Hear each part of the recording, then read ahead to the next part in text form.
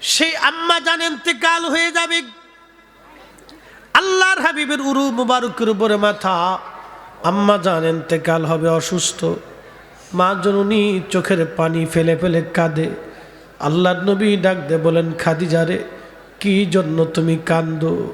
বলে, হুজুর, দুঃখের দিনে আমি আপনার পাশে ছিলাম, এই মক্কার সবচেয়ে বড় ধনী মহিলা আমি ছিলাম, কোটি কোটি টাকাগুলি কালেমার জন্য আমি বিনা বাক্যে খরচ করেছি। ইয়া রাসূলুল্লাহ, খরচ করে করে আমি আজকে দরিদ্র হয়ে গেছি। আপনার সঙ্গে কোনোদিন খেয়ে না খেয়ে জীবন কাটিয়েছি। হুজুর, আমার কাপড়গুলি ছিঁড়ে গেছে, তালি দিয়ে আমি পড়েছি। আমি মক্কার সবচেয়ে ধনী নারী। নবী গো, একটা দিনের জন্য আমি একটা কথা বলি নাই, কোনো আবদার করি নাই। হুজুর, আমি বুঝতে পারছি দুনিয়ার বিদায় লগ্নে আপনি নবীর কদমে আমার ছোট্ট দুইটা আরজি আছে। বলো খাদিজা, কি চাও? নবী গো, দিবেননি আগে বলেন। খাদিজা, তুমি যা চাবা আমি নবী আজকে তোমাকে তাই দিব। বলে, হুজুর, আপনার পুরান জুব্বা আমি ধুয়ে পরিষ্কার করে রাখছি, আমার ইন্তেকালের পরে আপনার ওই জুব্বা খানা দয়া করে আপনি আমার কাফনের কাপড় বানাইয়া দিবেন।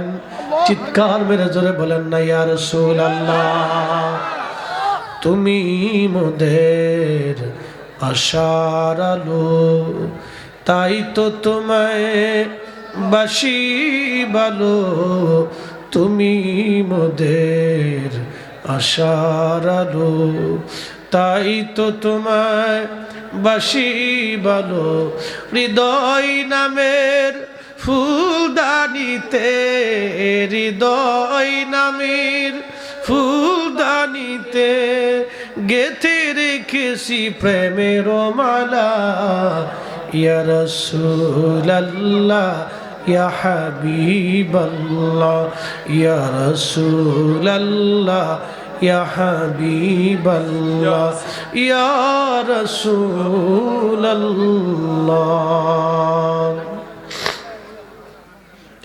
আম্মা জান কাদার বলে, নবীজি দিবেননি বলেন। আল্লাহর নবী ডাক দে বলল, খাদিজা, পুরান জুব্বা দিয়ে যদি কাফনের কাপড় তোমারে দেই, মক্কার মানুষ বলবে মুহাম্মদ বড় জালিম। তার স্ত্রী সব কিছু বিলীন করে দিল তার ভালোবাসায়। বিদায় লগ্নে পুরান কাপড় দিয়ে তারা যায় কাফনের কাপড় পরাইছে, নতুন কাপড় কিনে দেয় নাই। আম্মা জান ডেকে বলল, হুজুর, কে কে বলুক, ওটা আমার দেখার বিষয় না গো নবীজি। আমি চাই জীবনের শেষ সময় আপনি নবীর পবিত্র জুব্বা গায়ে দিয়ে আমি কবর দেশে আল্লাহর সামনে দাঁড়াইতে চাই। হুজুর, দিবেননি বলেন। আল্লাহ নবী ডাক দে বলেন, খাদিজা, যাও, তোমার আশা মঞ্জুর হইছে। আমার জুব্বাখানা দিয়ে তোমার কাফনের কাপড় আমি পরাই দিব। হুজুর, আর একটা আবদার রাখবেননি? বলো, কি বলতে চাও? ইয়া রাসূলুল্লাহ, আপনি আমার কবরের পাশে দাঁড়াইয়া, আমার কবরের পাশে দাঁড়াইয়া মুনকার নাকিরের প্রশ্নের জবাব আপনি দিয়ে আসবেন। আমি খাদিজা মুনকার নাকিরের প্রশ্নের জবাব দিতে পারবো না। চিৎকার মেরে জোরে বলেন আল্লাহু আকবার। আবেদন মঞ্জুর। প্রিয় নবীজির কোলের মধ্যেই মা ইন্তেকাল করলেন, আম্মাজান খাদিজার ইন্তেকাল হয়ে গেল। আহা, আল্লাহর নবীর পাহাড় পরিমাণে কষ্ট। নিজের কলিজার টুকরো স্ত্রী, 40 বছর বয়সের একজন মহিয়সী নারী, তাহেরা তৈয়বা, তাহেরা তৈয়বা, আমাদের মা জননীর লকব তাহেরা তৈয়বা, তাহেরা তৈয়বা, তাহেরা তৈয়বা, তাহেরা তৈয়বা, পবিত্রা পবিত্রা পবিত্রা পবিত্রা নারী, পবিত্র নারী, তাহেরা তৈয়বা, পবিত্র নারী ছিলেন মা। 40 বছরের একজন পবিত্র নারী আমার নবীকে ভালোবাসা দিয়ে গেছেন। এইভাবে আম্মা জান যতদিন জিন্দা ছিলেন দ্বিতীয় বিবাহ নবীর কল্পনাতেও আসে নাই। আল্লাহ এই মহিষীর গর্ভে সাইয়্যিদাতুন নিসা আহলিল জান্নাহ ফাতেমার জন্ম হয়েছে। এই ফাতেমার গর্ভে দুটি সন্তান আল্লাহ দিয়েছে, হাসানি ওয়াল হুসাইনি। এই হাসানি হুসাইনি রক্ত দিয়ে ইমাম মাহদি দুনিয়াতে আসবে। তার মানে আম্মা জান খাদিজার রক্ত ইমাম মাহদি। চিৎকার মেরে জোরে বলবেন আল্লাহু আকবার, আল্লাহু আকবার। ইমাম মাহদি আসবে। এই রক্ত কত পবিত্র রক্ত আপনি চিন্তা করে দেখেন তো। সেই মা জননী বলতেছে, হুজুর আমি কবরের প্রশ্নের জবাব দিতে পারবো না, আপনি দয়া করে দিয়ে আসবেন। আল্লাহর নবী বলেন, খাদিজা তোমার আবেদন মঞ্জুর, যাও। আম্মা জানকে নবীজি আম্মা জান ইন্তেকাল হয়ে গেল। হাজুন, আগে নাম ছিল হাজুন, এখন নাম মাকবারাতুল মুআল্লা। আগে নাম ছিল হাজুন। এই হাজুন গুরুস্থান বর্তমানে আপনারা যদি মক্কায় যান, জাবেল আবু কুবাইস পাহাড়, আবু জাহেলের বাইখানার ঘর, যেখানে বাথরুম, পিছন দিক দিয়ে আগায় গেলে মসজিদের জিন।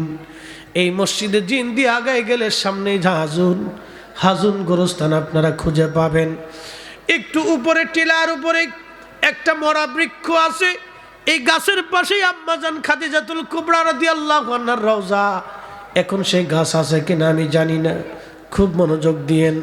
আম্মাজানের কবর রওজা মোবারক এখানে নবীজি নিয়ে গেলেন হাজুনে। হাজুনে নিয়ে গোরস্থানে নামাইলেন। তখনও জানাজার নামাজ ফরজ হয় নাই। তখনও জানাজার নামাজ ফরজ হয় নাই। নিয়ে গেলেন হাজুনে নবীজি, কবরের ভিতরে রেখে মাটি দিয়ে সব সাহাবী চলে আসছে, কিন্তু আমার নবীজি আসেন না। লাঠির উপরে ভর দিয়ে দাঁড়ানো। দীর্ঘ সময় সূর্যের তাপ বেড়ে গেল।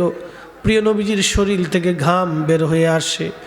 সাহাবী পিছন দিক দিয়ে বললেন, হুজুর চলে আসেন, আপনি কত সময় আর দাঁড়ায় থাকবেন? প্রচণ্ড গরমে আপনার শরীর থেকে ঘাম আসতেছে। আল্লাহর নবী ডাক দেয়া বললেন, সাহাবীরা রে, তোমরা চলে যাও, আমার খাদিজার সঙ্গে আমার একটা ওয়াদা আছে।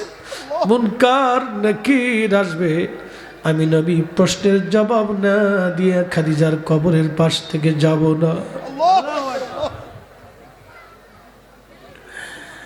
আল্লাহর নবীজি কথা বলার পরে আল্লাহ ডাক দিয়েছে, জিব্রাইল যাও, আমার রসুলকে যে বলো খাদিজার প্রশ্নের জবাব নবীকে দিতে হবে না, আমি আল্লাহ নিজে তার জবাব দিয়ে দিছি। চিৎকার মেরে জোরে বলেন আল্লাহু আকবার। হ্যাঁ, আরো জোরে বলেন আল্লাহু আকবার। ও নবী, নবী, নবী, আমরা নবী। আহা, সে রসুল, আমাদের রসুল, কি করে আমি আপনাকে বুঝাবো? কোন ভাষায় বললে যে আপনি বুঝবেন? কোন ভাষায় বললে যে আপনি বুঝবেন? পৃথিবীর সব নিঃশেষ হবে, আমরা নবীর কদম ছাড়া যাবে না, নবীর কদম থেকে জুদা হওয়া যাবে না। কথা বলেন ঠিক কিনা?